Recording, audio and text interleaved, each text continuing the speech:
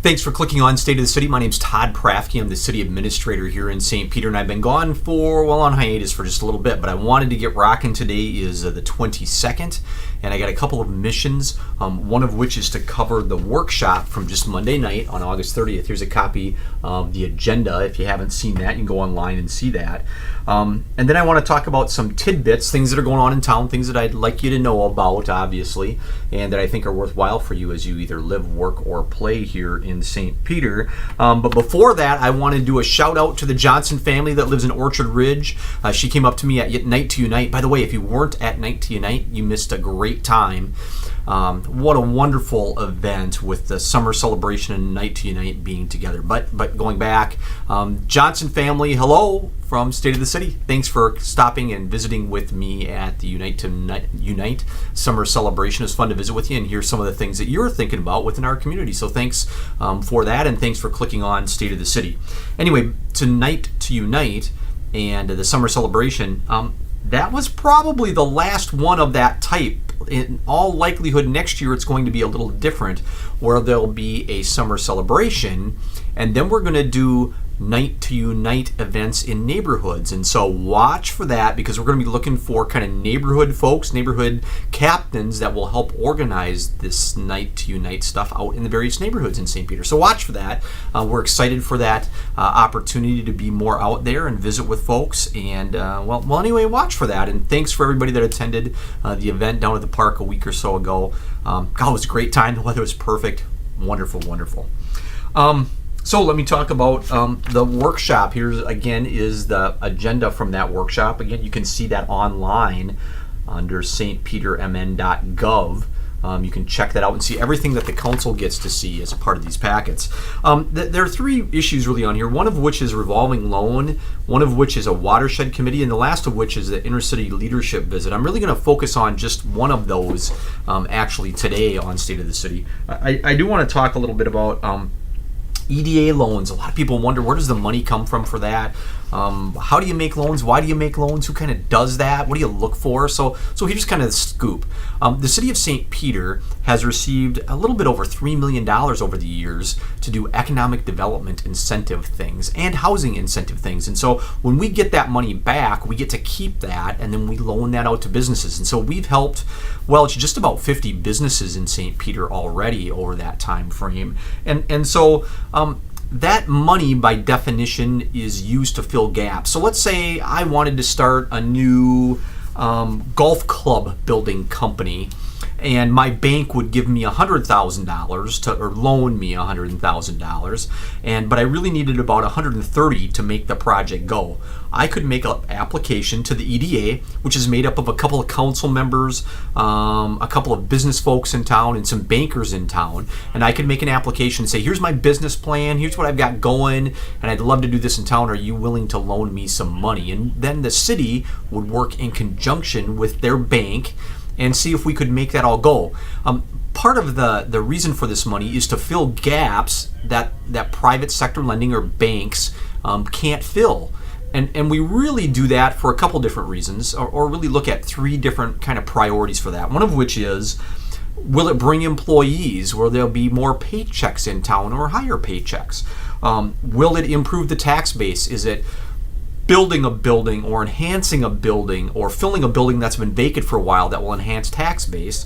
And then the third of which, kind of the trifecta we talked about, is going to use a lot of utilities, because of course the city sells utilities, and that's good for all the ratepayers.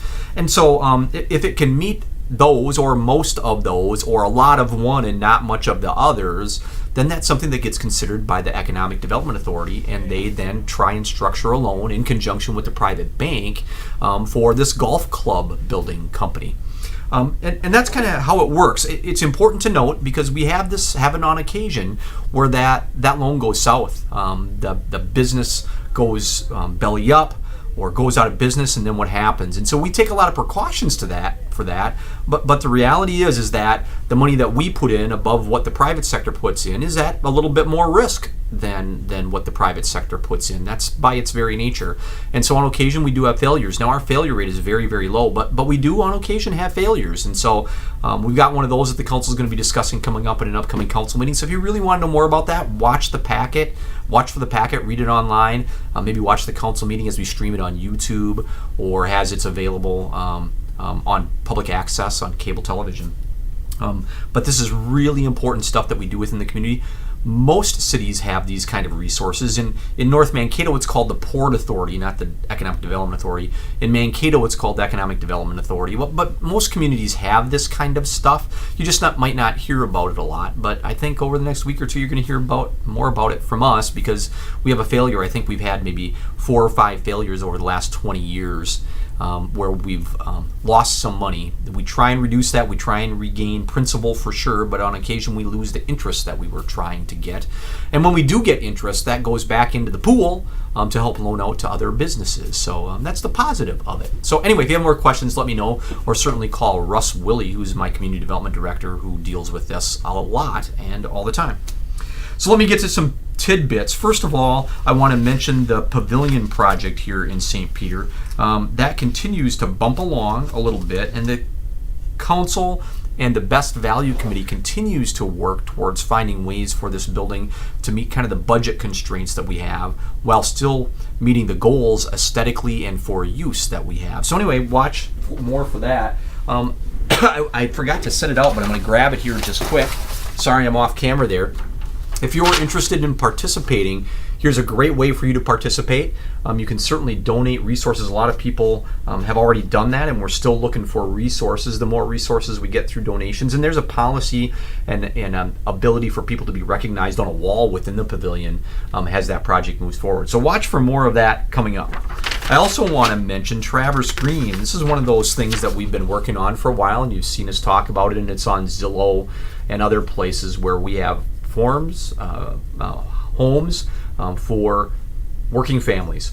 The whole goal of this is to make home ownership affordable for folks in new homes, and we continue to work towards that. So if you have questions, let us know. If you have a family income of less than $90,000, we can give you a just about $10,000 discount on a home or on a lot if you want to build your own home. So it's really something to think about and look at. The next one I want to mention is Solar Choice.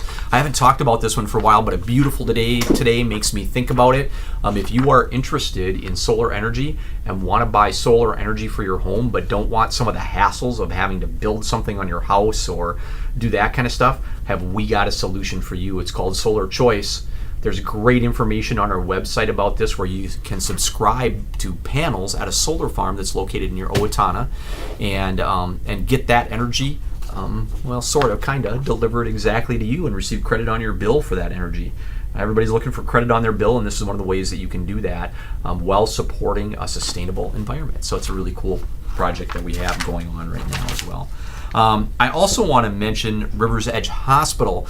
They keep getting awards. They do such great stuff with patients and with care and all that kind of stuff that they just have been awarded the Studer Group Award for Excellence in Patient Care. And if you have been a patient there, you know that it's true. Their patient care is second to none. And so they're very excited, and we should all be very excited that our community-owned hospital, the hospital that all the folks in town have an interest in being successful, does such a great job with patients. And congratulations to George and all the staff there for all that they do to help make St. Peter Hospital, Rivers Edge Hospital, one of the best around. So we're excited for them and about that. The last one, well, it's not exactly the last one, but sort of the last one that I have is to mention that our audit is now online. Now, if you didn't watch the council meeting, I do want to talk about this one just a little bit, that we had a clean audit, which means that, we followed all the rules, everything was all in good shape. There are a couple of different documents that are on our website now, and this is for the 2017 year. 2018 year isn't over yet, but 2017 year. And this book happens to be the management report. For my money, if I'm you trying to look at, well, how's this city really doing? And is there some stuff that explains to me where the money goes and how it's utilized and what the budget looks like and are they adhering to budget? This is a great document because it has great tables in it that explains things very, very well. And it has great charts and graphics in it that can give you a really quick glimpse of how things are working. So I'd really encourage you. So we have them here at City Hall. You can come take a look at one. We have hard copies at the library where you can look at one. You can't check it out and leave with it, but you can look at it there, or you can look at it online, and I'd really encourage you to do that. This talks about a lot of the projects that we have, how we compare to other cities, where the resources that you give us are going. Are we good stewards of those resources? This is really the thing that you want to check out. So anyway, I'd encourage you to do that. Now, getting towards the end, here we are. Thanks for tuning in. But if you want to contact us, here's some great places where you can get a hold of us. Certainly, you can see the email there at the top. You can see our website. We would love it if you would like us on Facebook. Don't be afraid to give us a call down here. Be happy to come and visit with you, talk with your group, or talk with you on the phone or in person about things that are going on in town.